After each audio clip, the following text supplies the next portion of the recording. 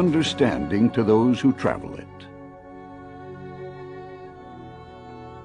The Nez Perce tribe's native homeland extended across a plateau country of ancient volcanic rock, deep canyons, and mighty rivers between the Cascade and Rocky Mountains. Separate Nez Perce bands once lived from Oregon's Wallowa Valley up and down the Snake River Canyon to the Clearwater Valley in Idaho. Their land spread north and south along the Bitterroot Range, encompassing the rugged Lochsa and Selway drainages and the extensive Salmon River country.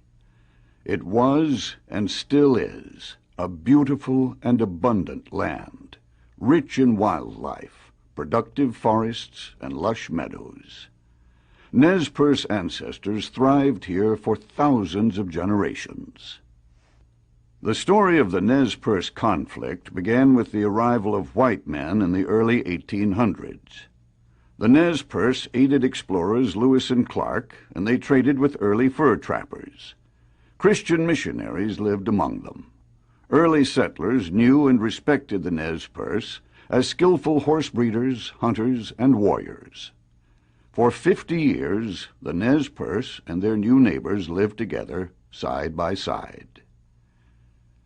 By 1855, increasing numbers of settlers looking for land and prosperity expanded into Nez Perce country. That year, Washington Territorial Governor Isaac Stevens established a Nez Perce reservation of nearly 12,000 square miles, preserving much of the tribe's native homeland. Just 5 years later, prospectors encroaching on Nez Perce land discovered gold, and the U.S. government demanded new treaty talks.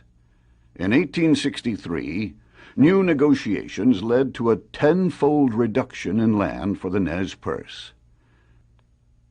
Several bands whose traditional lands were not included in the reservation refused to sign the treaty.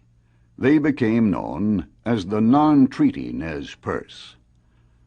Now divided, the Nez Perce tribe became increasingly vulnerable to pressure from homesteaders and the U.S. government.